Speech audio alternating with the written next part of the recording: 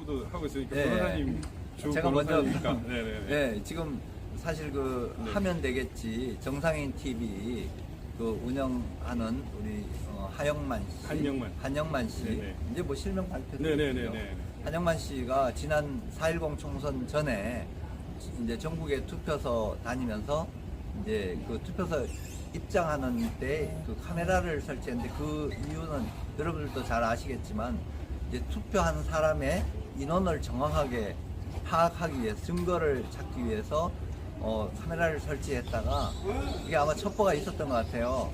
그래서 전부 다 이제 전국에 다 압수됐고 이분은 이제 체포됐는데 근데 우리가 나중에 알게 된 일이지만 보니까 이런 그러니까 몰래카메라 설치한 행위 자체가 불법이 아니에요. 그거는 처벌하는 법령이었고 그래서 그거는 많은 사람들이 해도 처벌하지 않는 거니까 기본적으로 죄가 안 되는 행위를 한 거예요.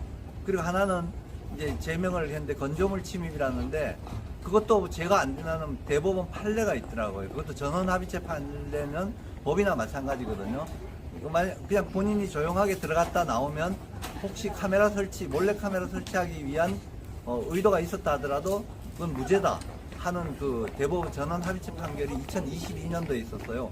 결국 죄가 안 되는 사람을 긴급 체포를 해가지고 본인이 도주 우려도 없는 사람 그리고 증거도 다 압수하고 본인이 다 인정하는 내용을 가지고 그걸 가지고 구속을 해가지고 지금까지 막 수사를 하는데 이분 전화 목록에 있는 분들 다 불러다가 공범자로 지금 피의자로 조사를 하고 결국 그 결과가 뭔가요? 4.10 총선 그 결과는 엄청난 부정선거였거든요. 네. 결국 이런 분들의 행위를 제지를 하고 부정선거를 하면 그럼 이분이 과연 이분이 유죄가 되냐? 국민들 자기 주권자잖아요, 국민이.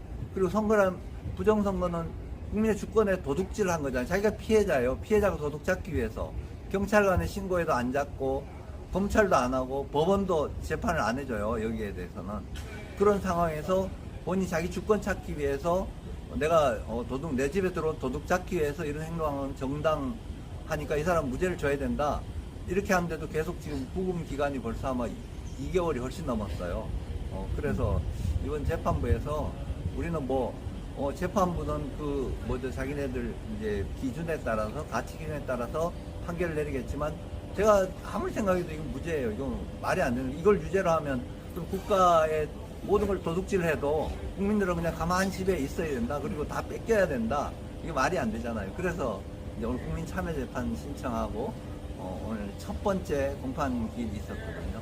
우리 박주현 변호사님 또 황교안 전 법무부 장관님, 전 총리님도 같이 변호인으로 참석하고 우리 박주현 변호사님 이번에 선거무효 소송 이제 전국적으로 제기하시고 그걸 진행하고 있는데 이번 선거는 확실히 부정선거라는 증거가 다 가지고 계시거든요. 그래서 이게 재판 중에 제출되면 굉장히 의미 있는 재판이 될 것 같습니다. 오늘 어쨌든 와주시고 함께 법정에서 성원해 주셔서 감사합니다. 감사합니다. 변호사님이 너무 말씀을 잘해주셨고 이게 사실 하면 되겠지 이 구속은 사실 기획 구속입니다. 부정선거 범죄자들이 시민들의 선거 감시망을 뚫으려고 처음에 그거를 와해시키려는 공작이었다고 저는 보여지는데요.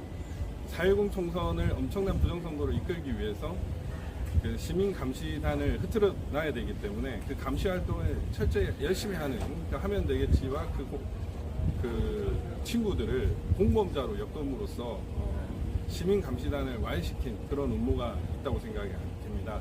실제로 구속 촉구 심사에서 피의자 민경욱이라고 칭할 정도로 저 사건과 그 기획 단계에서 그리고 판사와의 관계에서도 이게 그냥 한 개인의 사건이 아니라 부정선거 범죄자들과 연관된 사건이라는 것을 알 수가 있었습니다. 지금 민경욱 의원은 하면 되겠지만 통화도 안 했는데 그런 식으로 엮었다는 자체가 상당히 문제가 있는 걸로 보여지고요. 이 사실 구속도 말이 안 되지만 그 권영 변호사님 말씀하셨던 것처럼 체포부터 이제 불법이었습니다. 체포부터 불법이었고 구속도 불법이었습니다. 영장 기재 내용 자체가 한 번도 처벌받은 전력이 없는 하면 되겠지에 대해서 처벌받은 전력이 있음에도라고 이렇게 기재를 함으로써 제법의 위험성을 강조를 했고요. 그리고 영장 실질 심사에서 미추 홀구 선거관리위원장 판사가 부장판사가 발부를 했거든요.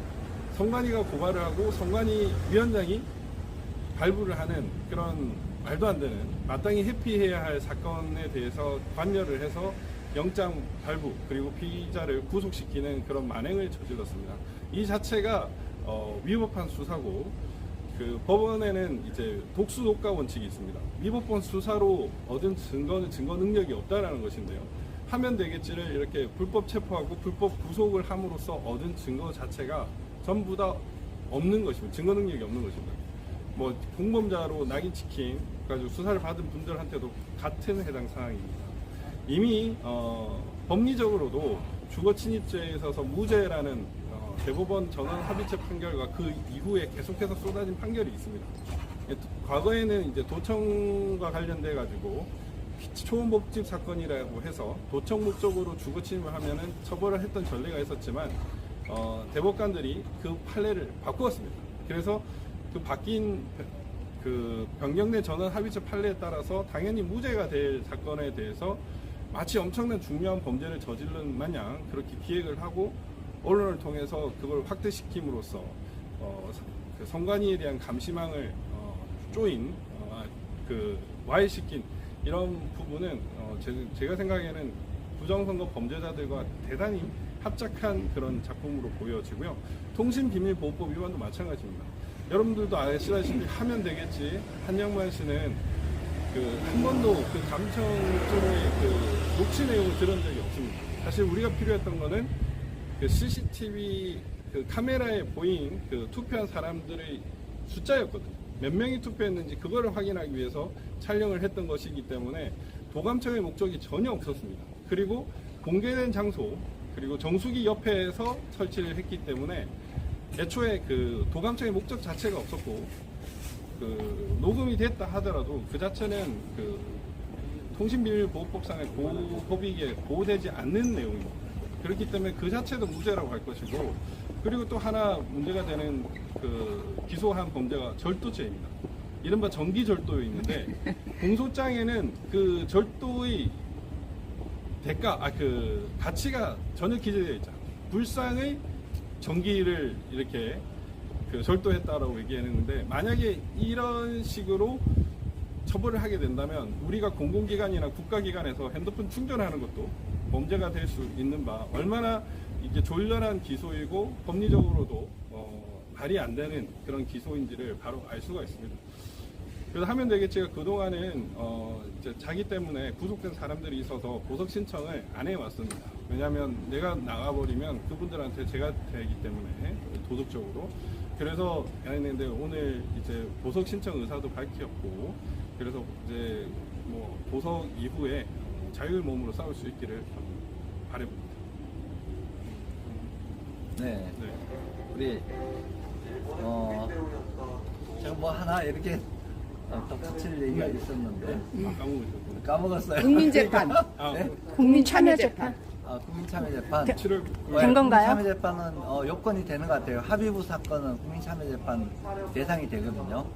이제 그게 좀 걱정이 됐는데 대상이 되고 또 법원에서는 국민참여재판을 가급적이 권장하는 그런 입장이고 아까 우리 안동데일리 기자님도 국민참여재판에서 구제받았다 그러잖아요. 국민들한테 직접 여쭤본 거예요. 우리 집에 들어온 도둑 잡기 위해서 이런 정도 행동한 게 이게 유죄냐 무죄냐 한번 직접 판단해 달라고. 우리 헌법을 지키는 게 죄냐, 헌법을 파괴하고 헌법을 파괴하는 범죄자들 조사하지도 않는데 국민 나선 게 죄냐 이렇게 물어보려고 하거든요. 앞으로도 계속 좀 성원해 주시고요. 그 7월 9일은 준비기일은 이제 그 방청 공개가 안 되니까 그 다음에 공개 재판 때 좀 많이 오셔서 이렇게 지켜봐 주시고 이게 결국 역사의 기록이 남는 거거든요. 어떤 데 대해서 판결이 정확한지 안 한지 이런 것도 다 우리가 확인을 해가지고 대한민국을 정상화하는데 우리가 다 힘을 모으면 아마 역사가 일어날 걸로 생각합니다. 제가 다른 공직선거법 위반 사건에서 판사님한테 설득을 하는 과정에서 선거인수보다 많은 투표수가 있다. 투표수보다 많은 투표 용지 발급수보다 많은 투표지가 있다. 말이 되냐 이랬더니 말이 안 되는데 어떻게 그런 일이 있을 수 있냐. 그러게 말입니다, 판사님.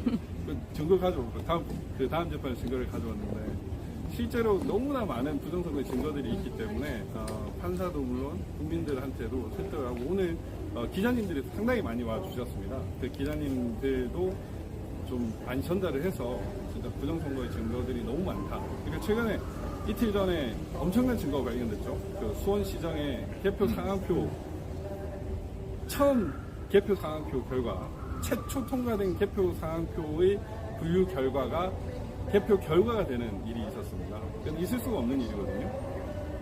그 심사부, 집계부 심사부, 그 다음에 이제 정리부 등을 거쳐가지고 나오는 결과가 개표 결과로 반영이 돼야 되는데, 그냥 처음 그 전자개표기 통과한 그 결과가 반영이 된다는 건 있을 수가 없는 일인데, 지역구 개표 상황표 당일 그 사전 관에 할 것 없이 전부 다 엉터리 개표 결과가 나왔습니다. 이런 뭐 명백한 부정선거의 결과들이 있으니까 이 재판 과정에서도 그와 관련돼 가지고 선관위 지금 불러가지고 물어보면 또 재밌는 그림이 나올 것 같습니다. 많은 국민들이 참여해 주신 만큼 또 부정선거의 증거가 널리 알려질 거라고 생각하고, 이제 더 이상은 이제 수인 한도를 이제 넘었잖아요. 이미 이제 밝혀져야 되는 거고, 대통령인 윤석열이 제대로 밝혀야 된다고 생각합니다. 감사합니다. 감사합니다. 감사합니다.